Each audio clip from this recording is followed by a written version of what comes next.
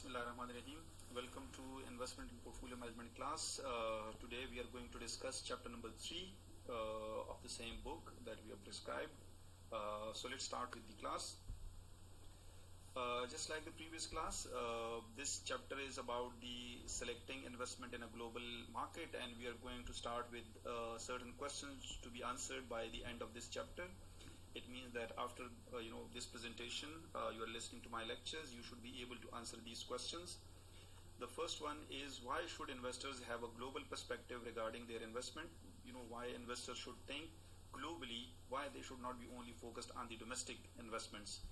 The second is there an additional advantage of diversifying in international markets beyond the benefits of domestic diversification? The next one is, what alternative securities or you can say investment alternatives are available in a global market? And the last is, what is the historical return and risk characteristics of major investment instruments or securities? And more importantly, also what are the we should be able to understand what are the correlations of different investment alternatives. Remember that diversification can benefit us. And if there are low correlations, obviously it will benefit us more. So here come the the next slide, that reasons for expansion of investment opportunities. Reasons for the expansion of investment opportunities. The question is why people, or why the global investment become more relevant. So the first point is growth and development of foreign financial markets.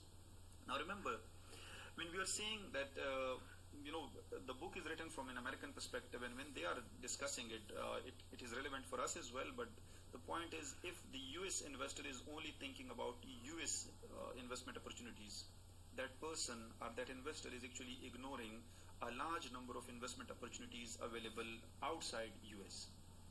Now we take the example from a Pakistani perspective, that if a Pakistani investor is only thinking about investing in the opportunities available within the geographical boundaries of Pakistan, it means you are ignoring a very large number of investment opportunities which are elsewhere in the world.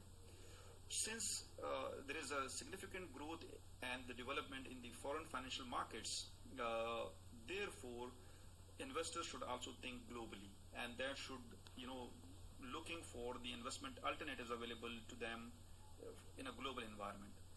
The next important point is advances in telecommunication technology. Remember that we know that international investment can provide you the benefit of getting higher return, or it can provide you the benefit of diversification. These benefits were available, from centuries, or you can say from very long time. But why then investors were not able to capitalize on them or take advantage of them? Because they were expensive. If 50 years ago, or 60 years ago, if a Pakistani investor would like to invest in the US, that person has to go there, and so there is a lot of cost involved. Now telecommunication, information technology has reduces that cost. Now you can sit within Pakistan and you can invest globally. Similarly, from an American perspective, an American investor sitting in US can invest in Pakistan stock exchange. So the advances in telecommunication make it easy for investors to select investment in a global market. And lastly, mergers of firms and security exchanges. There are historically there were less merger acquisition across the borders. Now firms are getting mergers with each other.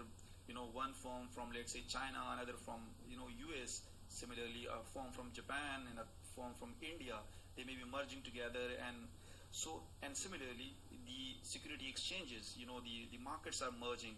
So these are making it easy for investors to go beyond geographical boundary of their own country. So these are the reasons why the global investment has become more common now.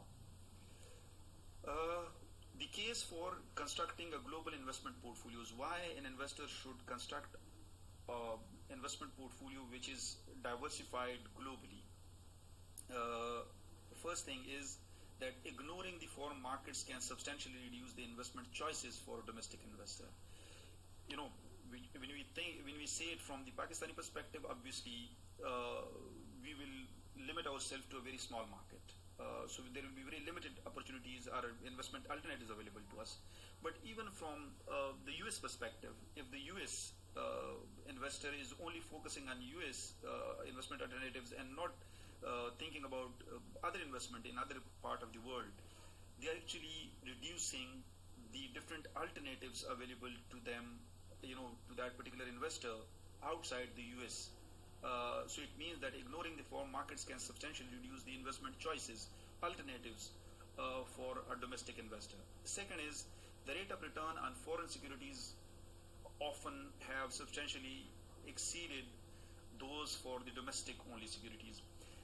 Remember that good opportunities are not confined to a single country. So, let's say the best opportunity is available in US, but it does not mean the next best opportunity is also available in US. The investment alternatives are the best investment alternatives are spread across the world. So by spreading your portfolio across the the countries, or you can say globally, you will be able to attain higher returns. So if you just focused yourself on a domestic investment alternatives, you are actually ignoring the high returns that you can earn globally. And the last one is the low correlation between domestic stocks markets and many of foreign markets can help to substantially reduce your risk level. So it means that global investment can provide you the benefit of having more alternatives. Global investment can provide you higher returns, and global investments can reduce your risk level because you will be able to diversify some of the factors which you cannot diversify within a country. We will discuss this in the coming slides, that how global diversification can reduce your risk level beyond domestic diversification. So these are the three reasons why you should be thinking globally. Number one, you can have more alternatives. If you think globally, you can have higher returns and you can have lower risk. You can diversify, better. Now, this is an example. We take US as an example that the relative size of the US financial market has reduced substantially because the rest of the world has increased.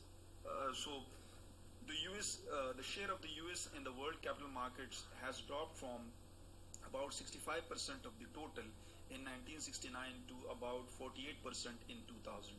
Remember, we are sitting in 2020 now, and due to the recent developments in China, ignoring the corona crisis, but otherwise, and let's say the Indian markets and the Japanese markets, they have increased substantially. These are known as emerging economies. So in 2020, the US share has now much less than 48%. So even if a US investor is only focusing on the US markets, it means even if it is 48%, let's for the sake of example, we assume it is 48%. This person is actually, or this investor is actually ignoring 52% of the investment alternatives outside the US. The next thing is the growing importance of foreign securities in the world capital market is likely to continue, and that's what I'm talking about. That we are now sitting in 2020. The other countries have progressed significantly at a high rate as compared to the US, and even from beyond 2020 beyond, the emerging economies are expected to continue further, and therefore the portion of US will further reduce. So even from a US perspective, an investor cannot focus only on the US investment alternatives. Overall value of the total investable capital market has increased from $2.3 trillion in the 1969 to $63.8 trillion in 2000, and the US portion has declined to less than half, as it is 48% in 2000, so it means it's less than half. And now in 2020 it may be much higher than that, and the US portion has reduced. So it means that if you are only focusing on a single country, you are ignoring a large number of opportunities available outside your own domestic country. And as we discussed earlier, this trend is likely to continue. And it's 2020 and beyond that even it is expected. Now here is an example. Obviously, you will be listening to my lecture, you know, in synchronization with the slide that I'll provide you. So here is an example taken from the book, the exhibit 3.1, that the total investable assets in the global capital markets, and you know, you can look into 1969 and you can look into 2010. The 1969, so it's a bit updated as compared to the previous slide. So in 1969, 2.3 trillion, as it is stated in the previous slide. But if you look to the 2010, it's 113.6 trillion. Remember that in 2000 it was like how much? It was like 63.8 trillion. So you can look into it that in the next 10 years time it has increased to 113.6 trillion dollar, and now in 2020 it is much higher than 113.6 trillion dollars. But if you look to the US, in the 1969 the US equity was 30.7%, but now in the 2010 it has dropped down to 15.9%, which is almost half of the value. That's why you cannot just focus on your domestic investment alternatives. You need to think globally. From Pakistan perspective, we may not be even 1% of the total world. So it means if we just focus on Pakistan, so we are actually ignoring 99% of the investment opportunities elsewhere. That's why you need to think globally. When you think globally, you will increase your investment alternatives available to you. There will be more alternatives. It means you will be able to choose better securities which can help you achieve your investment goals, as we discussed in chapter number 2. The case for the next slides. The rates of return available on non-US securities often exceed the US securities due to higher growth rates in the foreign countries, especially the emerging markets. Just like we discuss China as an example, we discuss India as an example, we discuss Russia, we can discuss Brazil. In these countries the rate of returns are much higher as compared to the US economy. Therefore a US investor can increase his or her return by investing outside US. Similarly for Pakistan, Pakistani investor, it can a Pakistani investor can earn higher return by investing outside Pakistan as well. Remember, we should invest domestically as well. Pakistan is an emerging economy as well. It can qualify for the emerging economy. So it offers you higher returns as well. But obviously in other countries, if you diversify your investment, you will be able to reduce your risk level as well as you can increase your return. Diversification with foreign securities can help reduce portfolio risk because foreign markets have low correlation with US capital markets. Remember, we discussed in chapter number 1 that lower correlations can reduce your risk level. So US capital markets, they are having low correlation with some of the other countries, especially we will discuss in the next slides. Japan is having low correlation with the US market. So if an investor from US purchase securities in the Japanese market, it can reduce the risk level of the portfolio. Move to the next slide now. This is actually the graph that I am talking about. On the left, if you look into it, what happens is that on the x-axis we are measuring risk represented by the standard deviation. On the y-axis there is return. So if an investor has invested 100% of his or her capital in the US, its standard deviation, which you can say risk, is about 9 and its return is about 7%. But as the person replacing the US investment with the foreign investment, and if you look to the next one, there is 70% US investment and 30% foreign investment. If you look to that, the risk level has reduced almost to 8, because if you draw a line from that point to the x-axis, it's almost 8, while the return has increased to almost 8.5%. What does it mean? That on one hand your risk level is reducing, on the other hand your return is increasing. So it is giving you benefit in terms of having lower risk and having higher return. Obviously, if you are investing all of your capital in foreign markets as a US investor, your risk level increases because the US is being considered as a stable economy, so foreign countries are not that much stable, so your risk level will increase, but obviously you will be able to earn a higher return. On the right hand side, the graph is showing the diversification benefits, as we discussed, that the it is from the US perspective. So the upper graph is showing you that as you are adding more securities, your risk level reduces, but then up to 30 or 40 securities, it almost become parallel to the x-axis, which means that adding more securities is not reducing the risk level further. So the point which is diversified is known as the the unsystematic risk, and the risk which cannot be diversified is known as the systematic risk. But when you think about international investment, so a US investor which is investing globally, the risk level that you look into it in the graph, and that the risk level has reduced substantially. Now here, a US investor can diversify further, the risk level. Why? Because when you invest in a global market, it provides you further diversification which you cannot achieve within the US economy.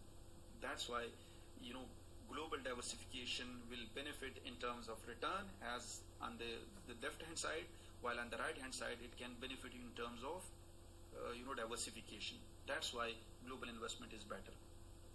Let's move to the next one. In the global bond market portfolio risk, as we that the macroeconomic differences cause the correlation of bond returns between the United States and the foreign countries to differ, because the US economy is affected by different factors.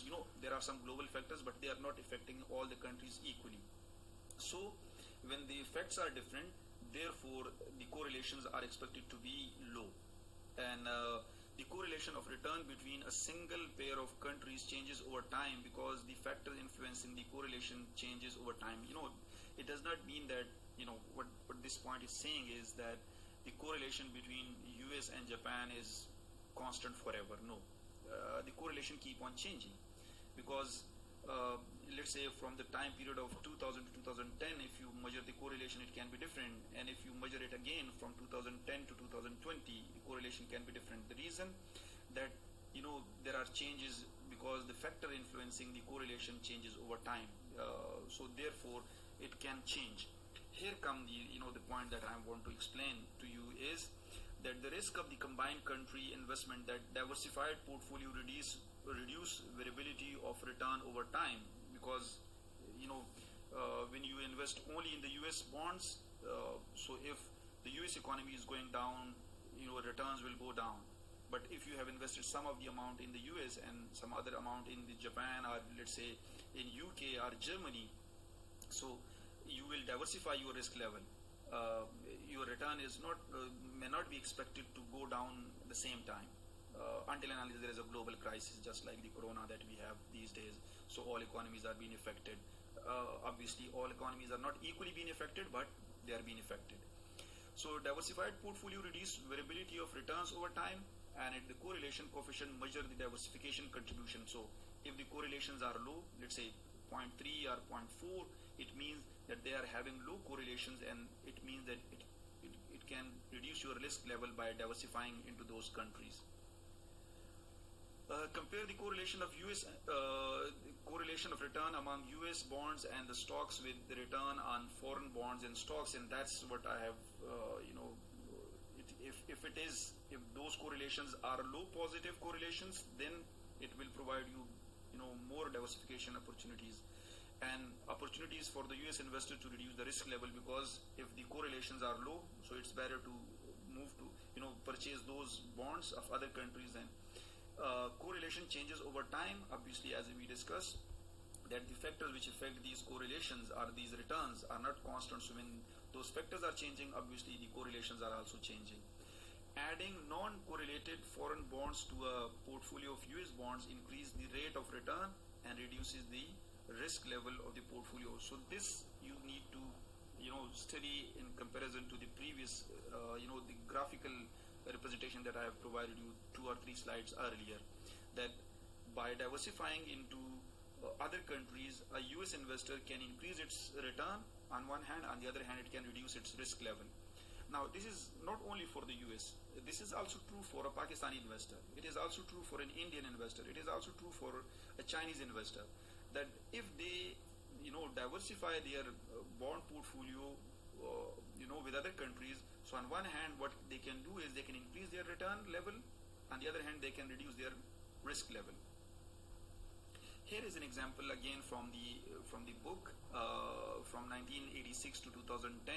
It's based on the monthly data, and it is showing the correlation of the U.S. Bonds with the other countries. Now the correlation with Canada is 0.75, the correlation with France is 0.61, Germany 0.63, Japan is 0.34, as I discussed earlier that it has low correlation with Japan.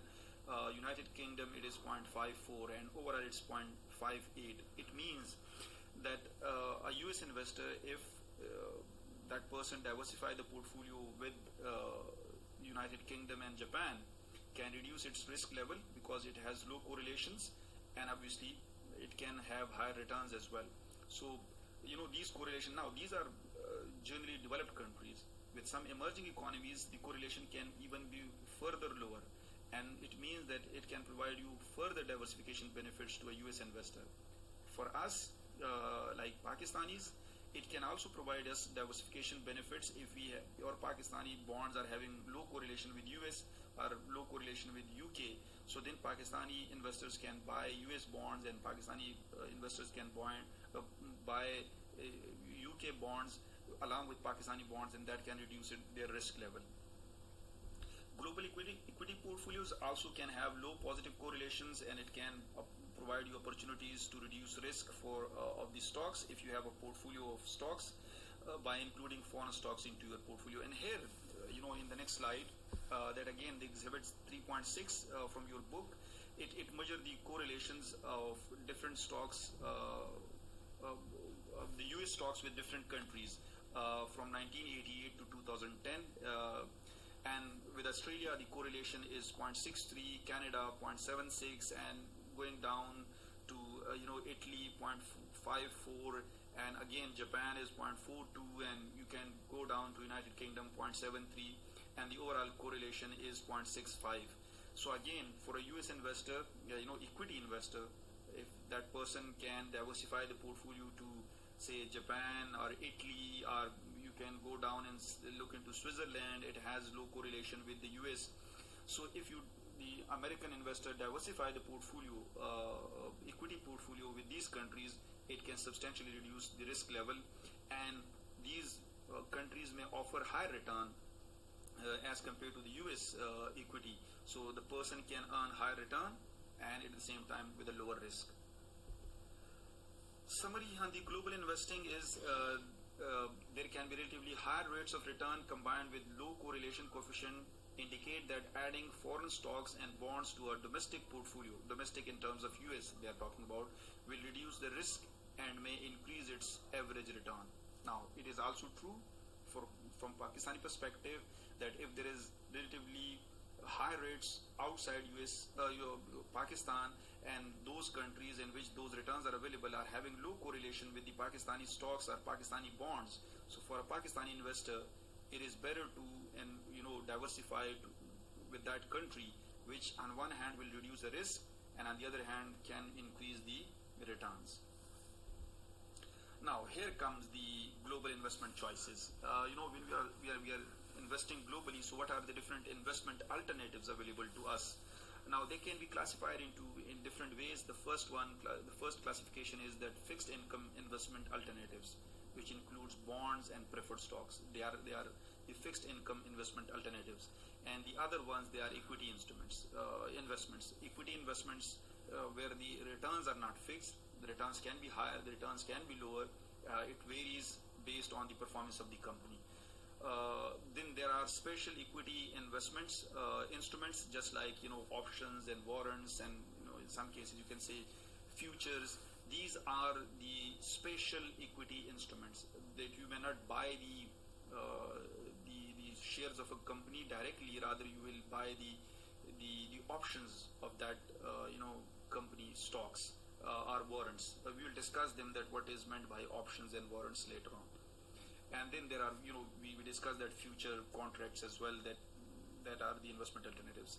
And then obviously a large number of investors who are unable to invest directly, they can invest indirectly through investment companies, just like mutual funds and insurance companies, and they can invest through those, endowment funds, or so mutual funds is the best investment alternatives, companies which are providing diversification benefit to smaller investors. And obviously then there are a large number of real assets in which investors can invest. With financial assets there are real assets. I hope you know the difference between the real asset and a financial asset. Real asset, by the way, is which is having direct benefits that you can avail, just like a house in which you can reside, a car which can provide you the benefit of traveling. On the other hand, financial assets are those which are not having its value because of its own. It provides you the claim against some real assets, or the claim against the income generated by some real assets, just like bonds or stocks, which are financial assets. Because of the piece of paper, it's not having its value. Its value is because it provides you the claim that you can get coupon payments, or in equity you can get dividends, clear? Or in equities you can have an indirect ownership of the asset of that company. So these are known as financial assets. For more detail you can search on internet as well. So here come the fixed income investment alternatives. The first one of those they are known as bonds. So in bonds you become a kind of lender. Clear? Investors are lenders. That a company or a government or a government agency or municipalities, they issue these bonds and you purchase them. So once you pay the price, actually you actually lend the money. And against that, what you expect is interest payments and return of the principal after the maturity. So when you purchase a bond, if it is a coupon bond, by the way, so you will get the regular coupon payment, and on maturity you will get the principal back. Preferred stocks, it is a fixed income investment alternative, so it pays dividends regular, but remember it requires the approval of the board of directors. It's a hybrid kind of investment alternative. It has certain characteristics similar to bonds, while certain characteristics similar to common stocks.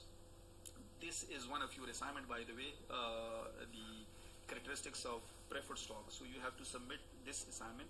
I'll write it as well, but what are the different types of preferred stocks, and what are the similarities of preferred stocks to common stocks, equity instruments, and what are the similarities of preferred stock to bonds. So this is your assignment, and you have to submit it on in the next class. Okay, the next investment alternatives is saving accounts. Clear? It's the again the generally you have fixed earnings on it. It's the benefit of it is it's a very convenient. So if you don't know where to start your investment, you can put your money into a saving account. Clear? It's very convenient. It's liquid as well. It generally give you the opportunity to withdraw your money anytime you want. It has very low risk because generally commercial banks are very safe. So obviously you will not be able to earn a very high rate of return. So your rate of returns will be low because you are not exposed to a higher level of risk. And then the next one is certificate of deposits. We call it as CDs. CDs are kind of instruments that requires minimum deposits, mean that a CD may be like with a 50,000 rupees or a 100,000 rupees a minimum denomination, and for a specified terms, that is 3 month or 6 month, and obviously because of it generally pays you higher interest rates as compared to the saving accounts. The next alternative is money market certificates. These money market certificates compete against the treasury bills, which are government securities. It has a minimum denomination, that a minimum investment is required, like 20,000, 10,000 in Pakistani perspective. It can vary from country to country, but it requires a minimum denomination, minimum maturity of 6 months, 6 month or 9 month or like that, and it's redeemable only at the bank of issue. The banks can issue these, and you as an investor can invest in it, and then once you want to get it back, you take it back to that bank, and the bank will repay your amount along with your return. But obviously, if you withdraw it before maturity, so there will be some penalty on the return that you will get. Capital market instruments, fixed income obligation that trade in the secondary market, which is like treasury securities, which are the securities issued by the government, government agency securities, municipal bonds, and corporate bonds. These are capital market instruments, fixed income capital market instruments. Treasury securities, it includes bills, notes, or bonds depending on maturity. Treasury bills are having a maturity of less than 1 year. Treasury notes having a maturity of 1 to 10 years, and bonds generally having a maturity of over 10 years time. Now remember that it's generally we say that bond has a minimum maturity of 10 years or more than 10 years, original maturity. Remember, a bond can be issued for 15 years, but let's suppose if 7 years are being passed, so it means the remaining maturity is only 8 years. The original maturity is 10 years or more than 10 years. Generally, these treasury securities are highly liquid. You can buy and sell them any point of time, and it is backed by the full faith and credit of the government. So they are default risk free. We call them as there is no default risk in the treasury securities because the treasury own them, the government backing is there. Government agency securities sold by the government agencies, it's from the US perspective. So the US Federal National Mortgage Association, or Federal Home Loan Association, Government National Mortgage Association, or Federal Housing Administration. These are the US government institutions which are selling their bonds or their securities, so they are known as the government agency securities. In Pakistan, let's say if Pakistan government agencies are selling some of its securities, they'll be known as government agency securities. These are not the direct obligation of the treasury, the federal government, but still considered very safe because it's backed by the government. So government will not allow its agencies to default. Therefore, its risk level is also very low. Municipal bond issued by the state and the local governments, usually to finance infrastructure projects. From the US perspective, when we say, so there are states, and when they are issuing bonds, those bonds are known as municipal bonds. And let's say in Pakistan, if provinces are issuing their bonds, these will be a kind of provincial bonds which are similar to municipal bonds that we are talking about. They are generally issued for the purpose of financing infrastructure projects.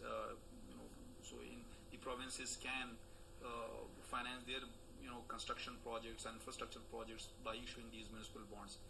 The benefit of these, as we discussed in chapter number 2, is they are exempt from taxation by the federal government and by the state that issue the bond, provided the investor is a resident of that state. Forget about the detail of it. In the US, there are a number of states, more than 50, around 50 states. So if a particular state issue a bond, it will be exempted from federal tax, and if the bond is purchased by the resident of the same state which issued the bond, so then it will be exempted from the state tax as well. But let's say from another state, someone purchased the bond issued by state A but purchased by a state B resident, then it will be taxed. But that is a US law that we're talking about. In Pakistan, let's say one of the provinces issue a bond and it is purchased by the resident of that particular province, so it will be exempted.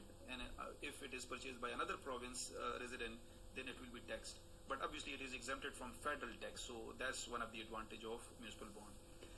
There are two types of it. The first one is known as general obligation bond. General obligation bonds are those bonds on which the payment should be made irrespective whether the municipality have sufficient capital available to it or revenues generated or not. These are general obligation bond, mean once it become due, its payments become due, the municipality has to pay its payment.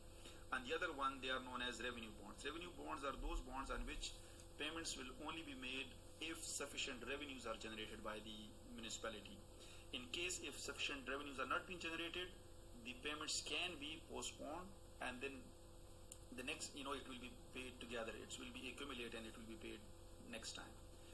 Corporate bonds issued by the corporation, in Pakistan we call them as companies. So when they are issued by companies, in US we call them corporations. So they are known as corporate bonds. These are again fixed income. Mostly they are fixed income. Their coupon payment is fixed.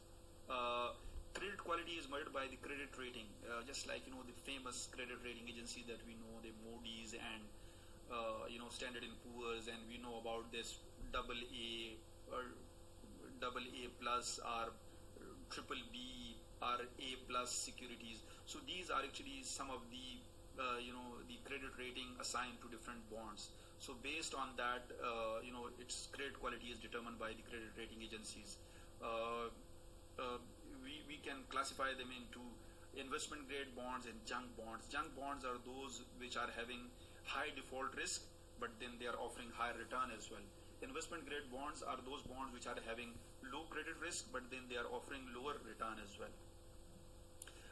Obviously, they can vary in maturity. Its features, it has every bond once being issued, it has an indenture. Indenture is that the document in which all the terms and conditions are being written. That is known as the bond indenture. Bonds can have a call provision. Call provision mean that a bond may have a original maturity of 25 years, but it has a call provision that the bond can be called before maturity. Let's say after 15 years, the company will have the right to call the bond. So the original maturity is 25 years, but it can be called before maturity, like after 15 years. So we call them as callable bonds. Non-callable bonds mean the bond which is for a 25 years, so it will remain outstanding for 25 years. Bonds can have sinking fund provision. Sinking fund provision mean that the gradual retirement of the bond. A bond which is having an original maturity of 25 years, so the company will not wait for 25 years and after that the entire issue will be mature. Rather, what will happen is that let's say we gave the 5 years grace period, but then the bond can be called back gradually over the next 20 years. So a bond which is gradually retired over its life is known as a bond with a sinking fund provision. So they are relatively safe because its risk level is lower, the default risk level reduces. Move to the next slide. And bonds can be then divided into, categorized by senior secure bonds. Those bonds, they are most senior bonds in case if the company, in the capital structure they are most senior. If the company defaults, these bonds will have the first right in the bonds to be paid off. So therefore its default risk is lower because they have priority in the payments. The mortgage bonds are those bonds which are having some assets are being put as mortgage. So in case if the company defaults, those assets can be used to pay off these bonds. They are known as mortgage bonds. There are collateral trust bonds. The difference between the mortgage bonds and collateral trust bond is that in mortgage bond generally some physical assets are being used as collateral, while in the collateral trust bonds there are some financial assets are being used as collateral against them. And then the last one is equipment trust certificate. These are secured by some transportation equipment. Now these are only types of different bonds. So these are the alternatives. As an investor, let's suppose you're thinking about where I can invest. So these are the different investment alternatives in which you can invest. Remember, we still continue with it. And then there are debentures. Debentures are junior to the previous bond, the senior bonds. Debentures are unsecured promises to pay interest in principal. Mean there are no specific assets being mortgaged against them. But obviously they are senior to the junior bonds. We will discuss that there may be some subordinated bonds, so they are senior to that. In case of default, debentures owners can force bankruptcy and claim any unpledged assets to pay off the bonds. Unpledged assets, the assets which are not being pledged in the mortgage bonds or the trust bonds. And then subordinated bonds, unsecured like debentures, but holders of these bonds may claim assets after senior secure and debentures holders claim have been satisfied. Now generally the question comes to the minds of the students, that why some people should purchase these bonds. Remember, these bonds are then offering higher returns. The mortgage bonds will not be offering you that much higher return as compared to a subordinated bond or a debenture. So, as we discussed, that the risk preferences of individuals can change. If you are thinking about taking higher return or earning higher return, you may go for subordinated bonds where you are exposed to a higher level of risk, but then you have the potential to earn a higher rate of return as well. Income bonds, just like these are also corporate bonds on which just like the revenue bonds in the municipal bonds, the category we discussed, that interest is paid only when sufficient revenue is generated. So income bonds in which interest payments are contingent upon earning sufficient income. So it means that if the company or the corporation is unable to earn sufficient income, it can postpone the payment of interest payments. Clear? And then in the next period, you will receive the double payments. Clear? That the payment which has been postponed and the next year period payment as well. Convertible bonds, the bonds which can be converted into common stocks. The advantage of having such bonds is that it gives you the benefit of receiving regular coupon payment, but on the other hand, if the company's stocks increases in prices, so you will be able to convert your bond into common stocks, and then you can earn higher return on that as well. So it offers the upside potential of common stock and the downside protection of a bond. So if you purchase stocks, and if the company is not performing well, so you can lose a large amount of your money. On the other hand, if you purchase only bond, then if the company becomes very successful, even then you will not be able to get any benefit from the increase in the stock prices because you are only a bond holder.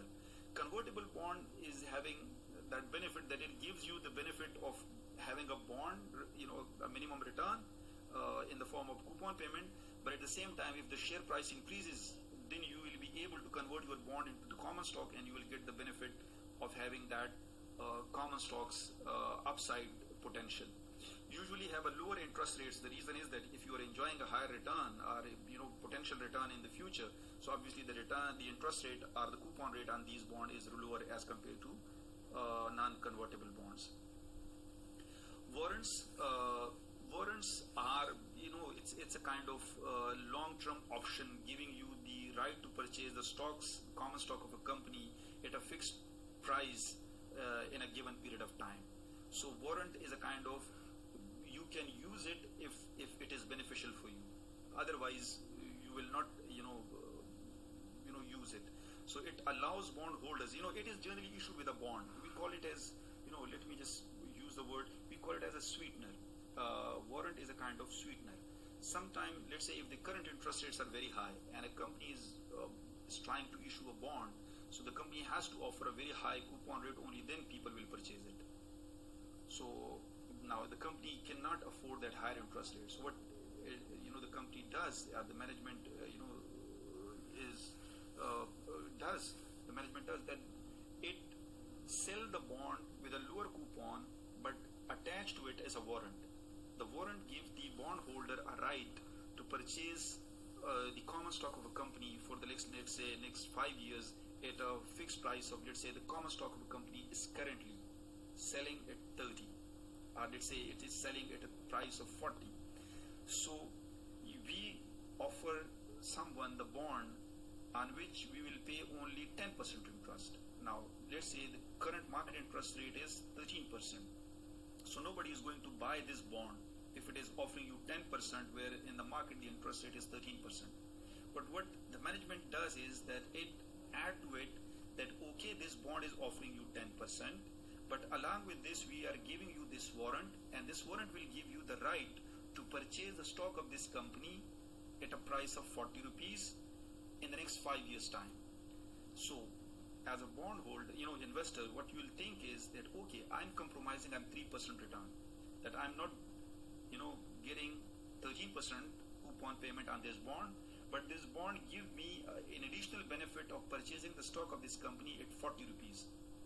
So if the company price increase to, let's say, 50 or 60 or 80 rupees, so then you will be able to get the share of that company at a price of 40, and then you will be able to sell at a price of 60. So from there you will earn that return.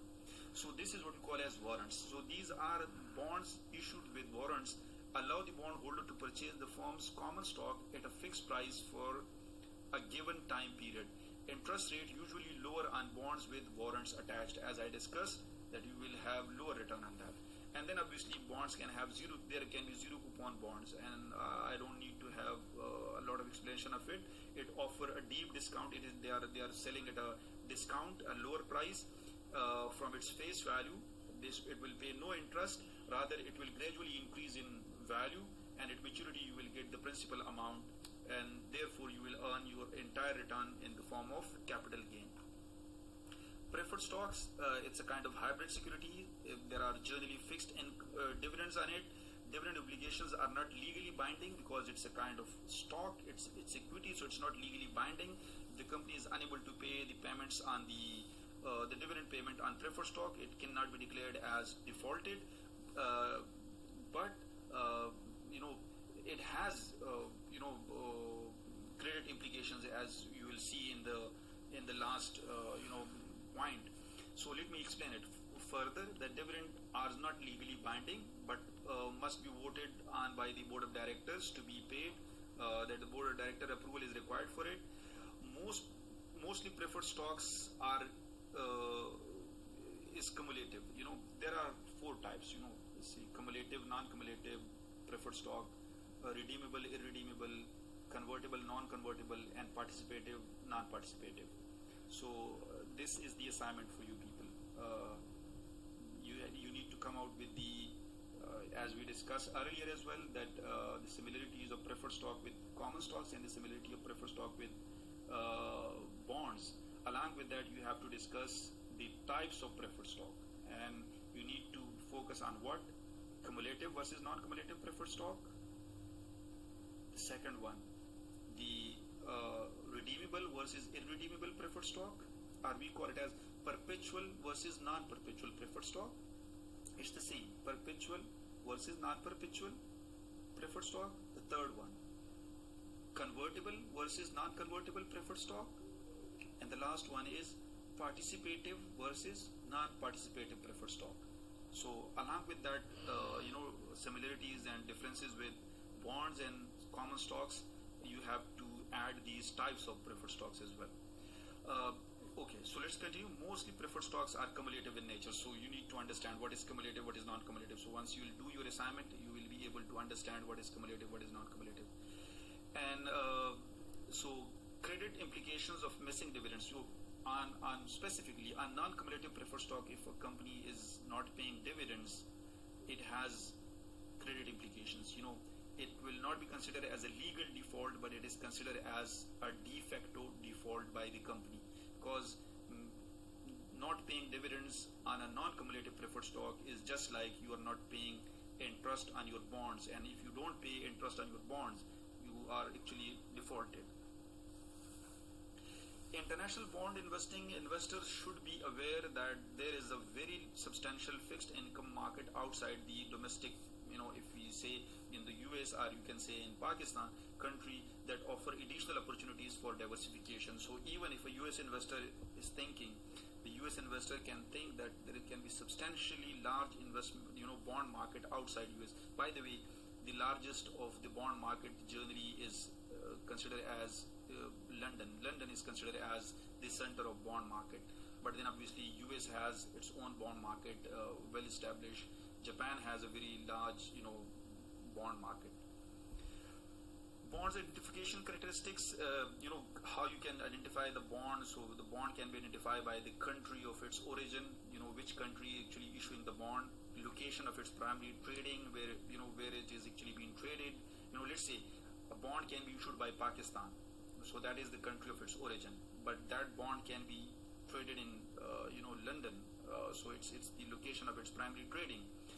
Home country of the major buyers, mean who are actually the buyers, the major buyers of that bond. Maybe those bonds are actually being purchased by someone from UAE or Saudi Arabia.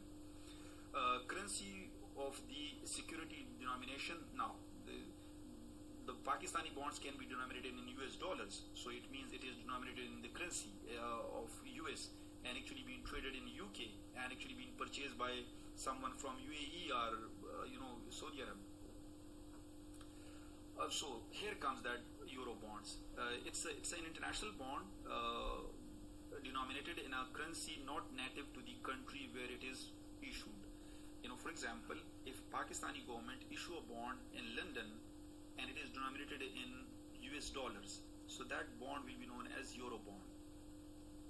Why it is so? Because it is an international bond because it is issued by Pakistan. It is issued in UK. For UK, the currency is pound sterling. But the bond which is issued by Pakistan is denominated in dollar. So it is an international bond denominated in a currency not native to the country where it is issued. So dollar is not the native currency of UK. So therefore, this bond is known as euro bond. On the other hand, Yankee bond. Next slide, we discuss Yankee bonds. These are the bonds sold in the United States and denominated in the US dollar but issued by foreign corporations or government. Now let's say if the Pakistani government issued the same bond denominated in US dollar but issued in UK, then that bond will be known as Yankee bonds. If that same bond is issued in UK, that is known as euro bond. So I hope now it is clear to you people. The Yankee bond for the US investor, it eliminates the exchange rate risk because the Pakistani bond which is actually denominated in US dollar. So if a US investor is buying it, so for the US investor there is no exchange rate risk because the bond is denominated in US dollars. The US investor is buying, so it is actually buying an international bond, a Pakistan bond, but it is denominated in the same currency as the US. So it eliminates the exchange rate risk for the US investor. An international domestic bond is sold by issuer within its own country and in that country's currency. Let's say if we issue a bond, Pakistan issue a bond which is denominated in Pakistani rupee and issued in Pakistan, but this bond is purchased by some US resident. So this is an international domestic bond. It's a domestic bond from Pakistan purchased by some international buyer because we have issued in our own country and denominated in our own currency. Similarly, a US bond issued by the US government within US denominated in the US dollar, but if a Pakistani purchases it, so it's a kind of an international domestic bond. International, why? Because when a Pakistani is purchasing it, it become an international investor, but the bond is domestic bond for the US, so it is denominated in the US dollar and a Pakistani is buying it, so here the currency exchange rate risk is there. If the dollar goes higher against rupee or it goes down against rupee, decrease in value, it can affect the return of the Pakistani investor. Let's move to the next slide. The equity investments, its returns are not contractual. Contractual means fixed. It's not fixed and may be better or worse than on a bond. So its returns can be higher or it can be lower than a bond. And on bonds, generally you get fixed returns. On equities, common stocks, you generally don't get fixed returns. Its returns can be higher, its returns can be lower. So it's more risky, but generally over a longer period of time, if we compare it, it generally give you higher return as compared to bond. Common stocks represents ownership of a firm, partial ownership. Let's say there may be billions of shares. So if you have, let's say, only 5,000 shares of that firm, so you are 5,000 over the total number of shares. That much portion ownership you have. It's a partial ownership of that company. Investors' returns tied to the performance of the company and may result in losses or gains. Mean if the company is performing well, you may be, the company will be paying higher dividends, its share price can be increasing, so you can have higher returns. But if the company is not making profits, it is not paying dividends, or rather it's, so you are not earning anything from the dividend side. On the other hand, the share price is decreasing, so you are actually, having losses. Just like recently as the stocks has decreased substantially in prices, so investors are experiencing losses. Bonds are generally not having that much losses because the return is fixed. Move to the next. Classification of common stocks. As we discussed in the bond, there are different classifications, being callable bonds, convertible bonds, euro bonds, and so many. In common stocks, you generally don't have that that kind of classifications. Common stocks are common stocks. You can classify them in terms of industrial classification, that manufacturers or of automobile or machinery or chemicals or beverages. These can be classification. It can be classification in terms of utilities companies, mean electricity power companies, gas supplier, water industry related companies. It can be transportation, airlines, truck lines, and railroads companies. So, and it can be financial, stocks of financial firms, mean banks, savings and loans, and credit unions. These can be the classification. But generally, we don't have a lot of classification in common stocks as we have in the bonds or fixed income instruments. Acquiring, how foreign equities can be acquired. Mean, as a Pakistani investor, as an American investor, how an American investor can, purchase, equities in Pakistan, or how a Pakistani investor can acquire equities in, US.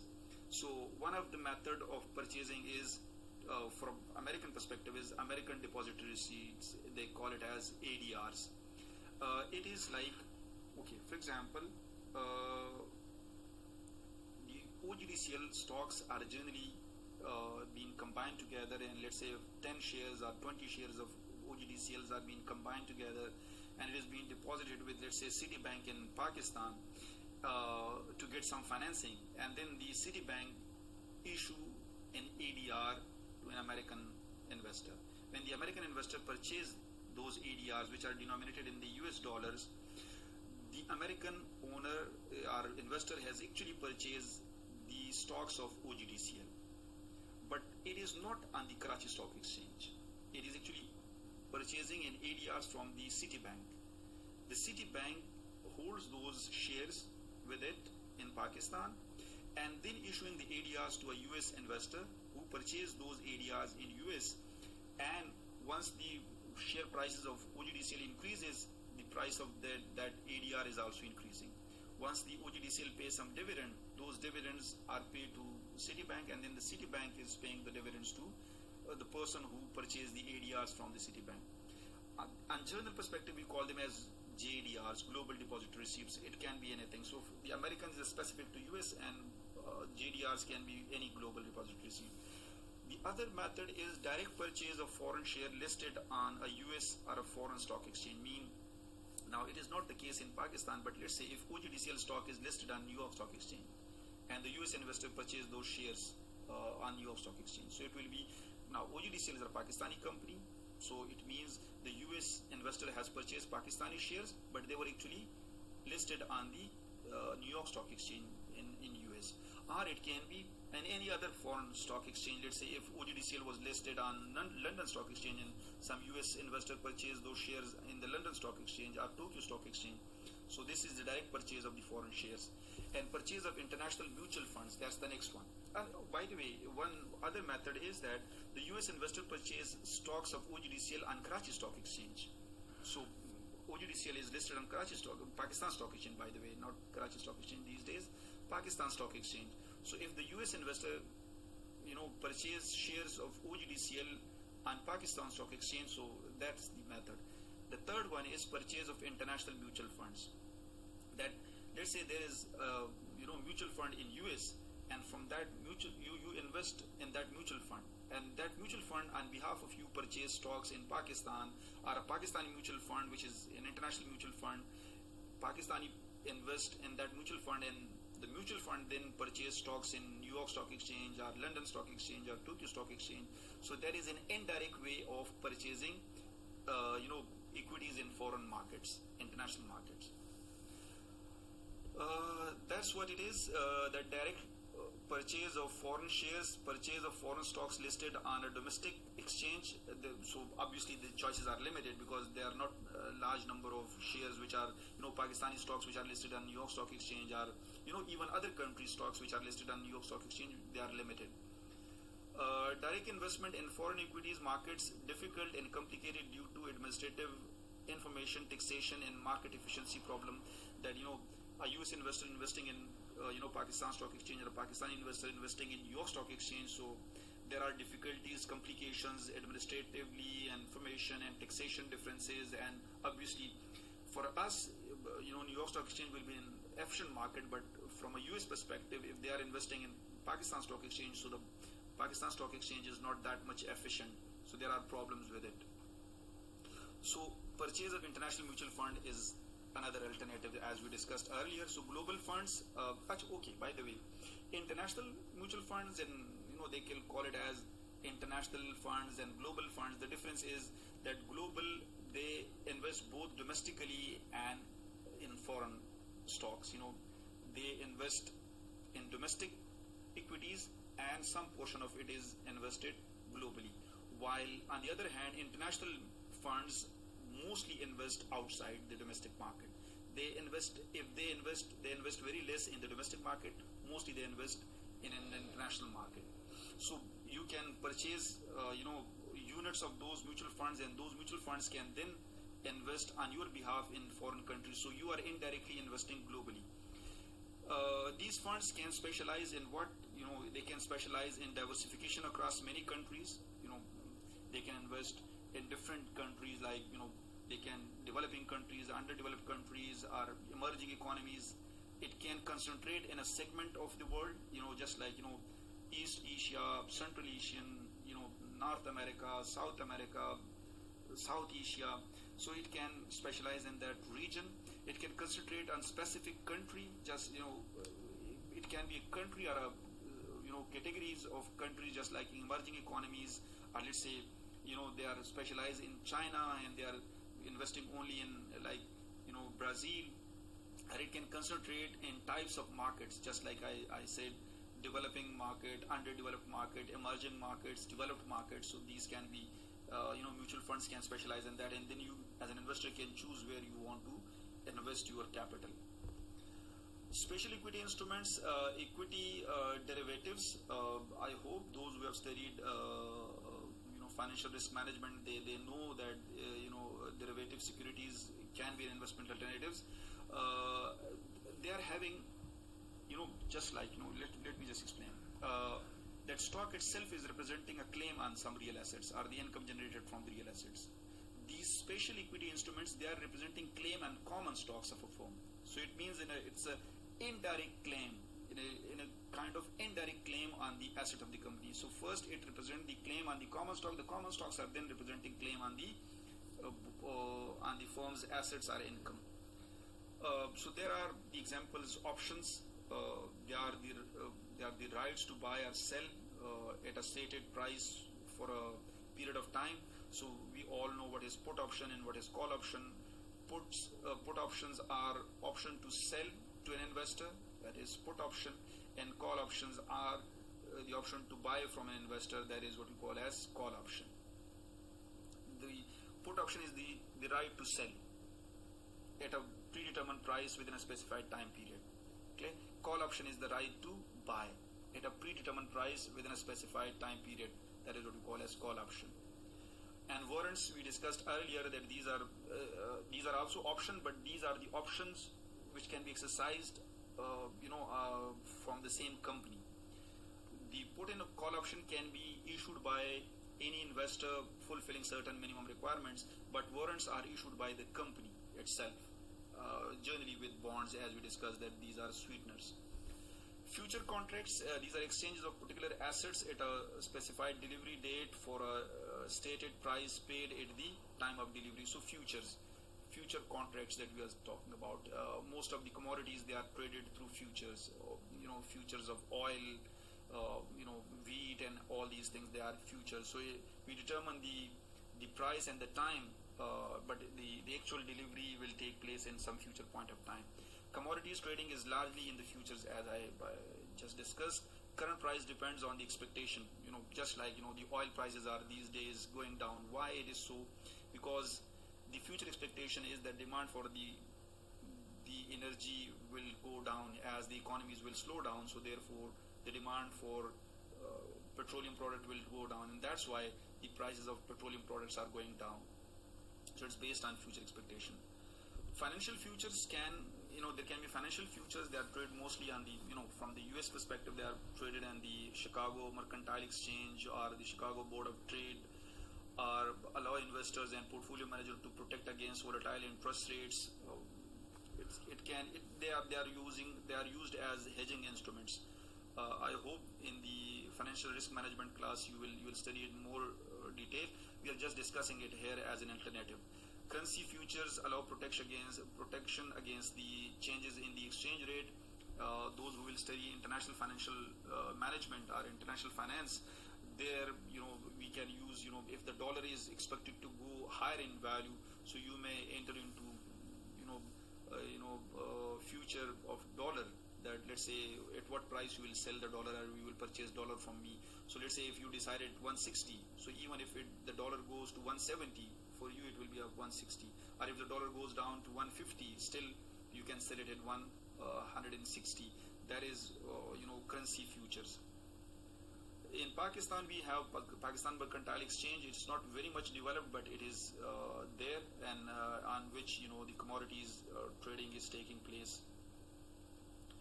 Investment companies, rather than buying the individual securities directly from the issuer, they can be acquired indirectly through the shares in an investment company. Just like if you want to invest in OGDCL, so you will purchase the OGDCL stock directly. But the other way is that you put your money into a mutual fund, and then the mutual fund will invest the money in OGDCL. So the investment companies are actually providing the benefit of diversification to smaller investors. So when they cannot diversify their portfolios with smaller amounts, they can invest in mutual funds, and then mutual funds, which we call them as investment companies, on behalf of the smaller investor can invest the capital to form the portfolio. So these investment companies provide you the benefit of diversification, and it also provide you the benefit of expertise, clear expertise, that you as an individual may not have the expertise to evaluate different investment alternatives. So they have professionals who can evaluate them. So investment companies are the tool through which you can do investment. Investment companies sell shares in itself and use the proceeds to buy securities. In most of the mutual funds, they are having the units. So you purchase their units. So actually, the money go to the mutual fund. The mutual fund then invest that amount in different companies, stocks and bonds, depending on the nature of the company. Whether they are equity mutual funds, they are bonds mutual funds, they are money market mutual funds, they are capital market mutual funds. Based on that, so there is a kind of policy statement that we discussed in chapter number 2 for each mutual fund, and then that mutual fund will invest the amount accordingly in accordance with its policy statement. Investor own part of the portfolio of the investment, because if you give your 50,000, so it means you are the owner of 50,000 of its entire portfolio. If somebody gives 200,000 rupees, so it means that person is owner of the 200,000 worth of portfolio of that mutual fund.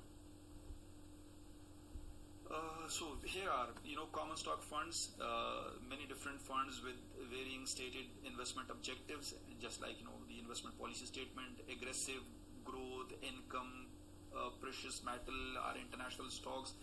These can be common stock funds. Offer diversification to smaller investors. We discuss a lot on this, that larger investors can diversify their own portfolio, but small investors cannot diversify. So these investment companies can then provide you the benefit of diversification. Sector fund concentrated in a industry, just like it can be energy sector mutual fund, it can be construction sector mutual fund.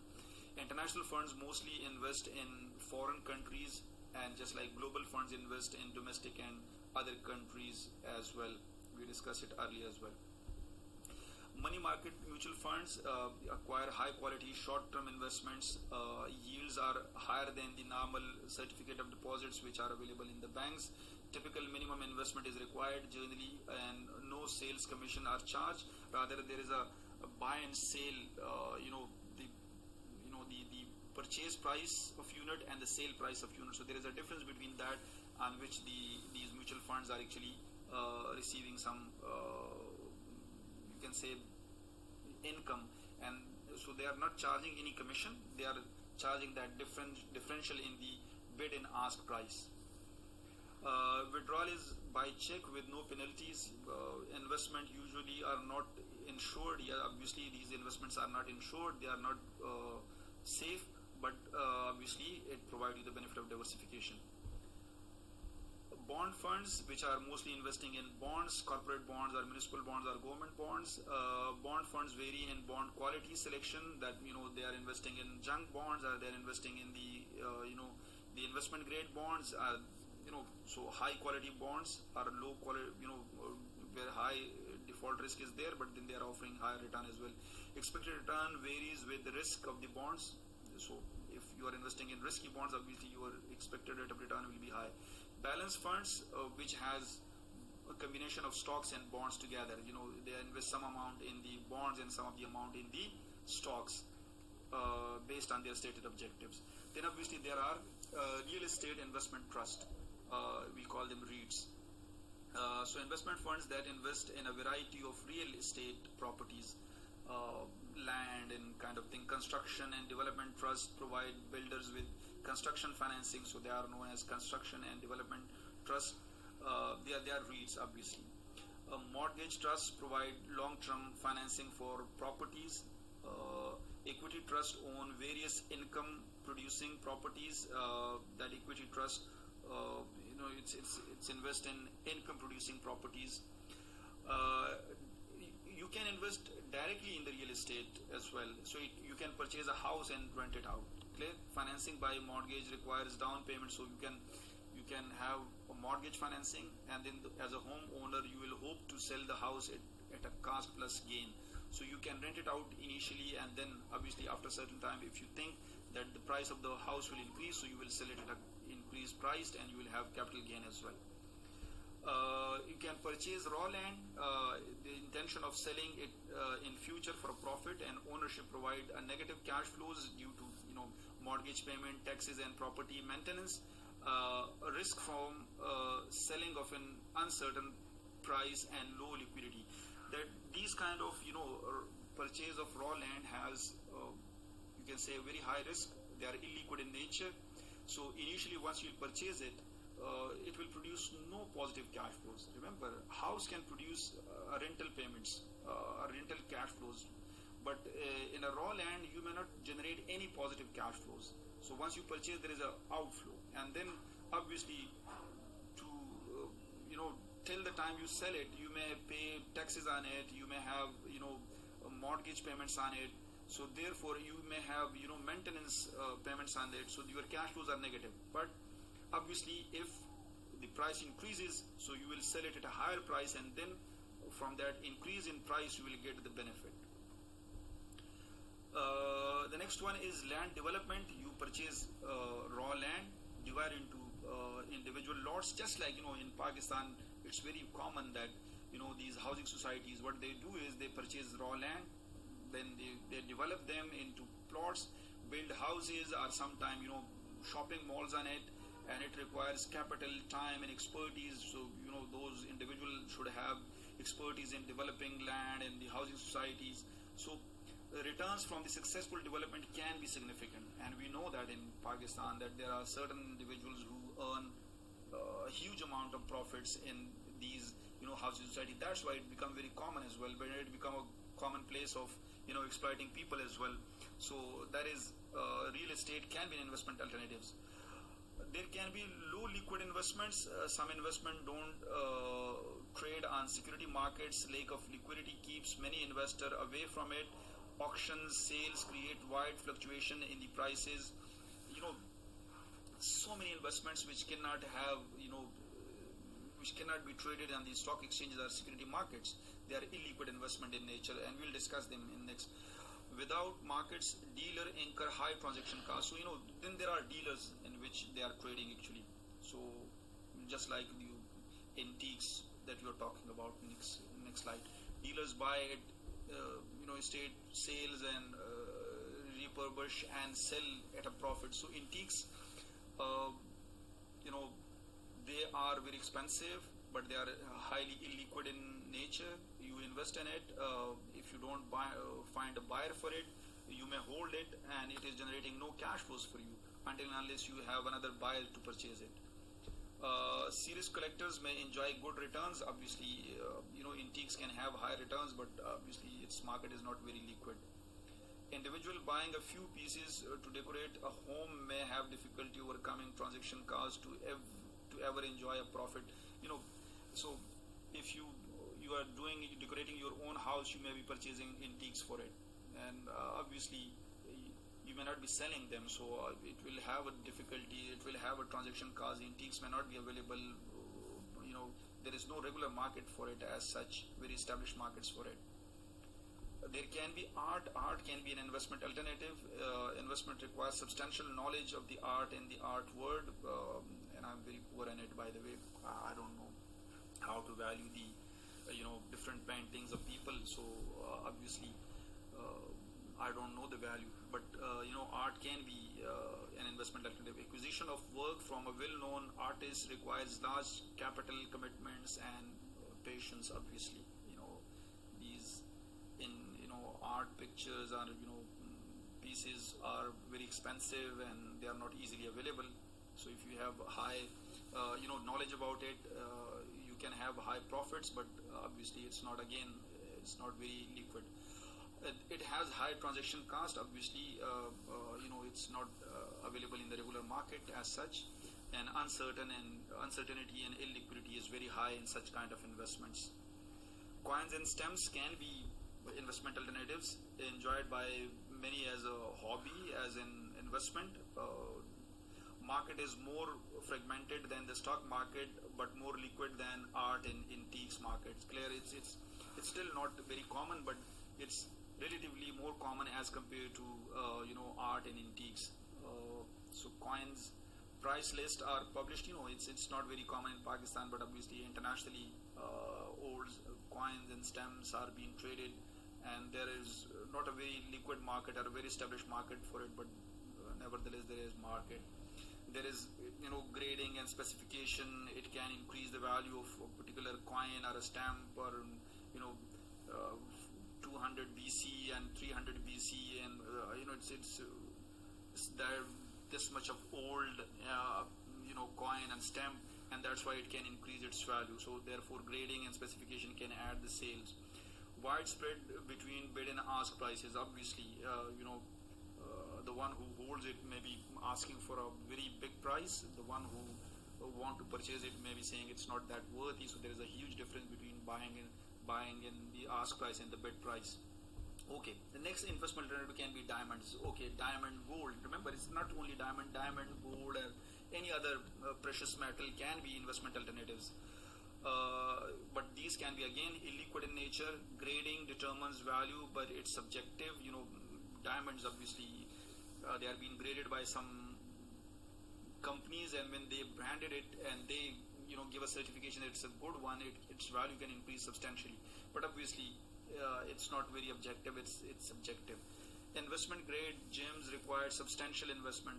So once a particular diamond is being graded as very good diamond, and it is being certified by a particular company which is known for it, and most of these companies are, by the way, in New Zealand and Switzerland, by the way. They are the diamonds are being graded by these companies. So but again, nobody knows that what is the criteria of their grading, and that's why it can require substantial amount of investment that if the grading is provided by those companies. No positive cash flows until being sold. So these kind of investment, remember that we are actually discussing the different types of investment alternatives available to you. So we discussed certain investment alternatives which were liquid, which were giving you regular cash flows. Now these are also investment alternatives which can give you high returns in the longer run, but the problem with it is that these are illiquid in nature and they are not giving you regular cash flows until you sold them. Cost of insurance and storage and appraisal is very high. Keeping these diamonds and arts and these expensive you can say antiques, they require a lot of insurance. They require storage and then appraisal related costs. So as an investor, we may not be able to bear the risk of these kind of investment. So by the end of this chapter, thank you so much. I hope you understand what are the different investment alternatives available to us in which you can invest. Global investment, global diversification can benefit you. Therefore, you should not focus yourself only to domestic investment. And I hope you understand the assignment of this chapter as well that you are going to submit me. Thank you so much. I hope to see you for the next class soon. Thank you so much. Allah Hafiz.